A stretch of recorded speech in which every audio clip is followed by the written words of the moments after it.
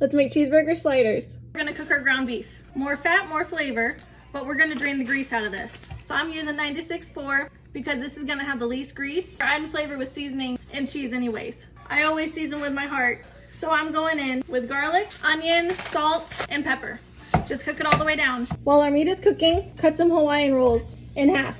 Now we're gonna layer cheese. Any slices will do, but tonight I'm keeping it simple and super kid-friendly. Meat is all done. Gonna turn it off, move everything to the side, and tip out whatever grease there is. You don't want the buns to get soggy.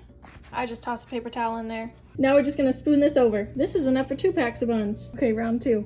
Try to spread it out pretty evenly. Now we're gonna top with more cheese, just to help it stick to the top bun. Put all your buns on top, and then just smear on some butter. Measure with your heart again. You could go with garlic herb butter if you want to be fancy. 350 oven for 15 minutes to melt it all down.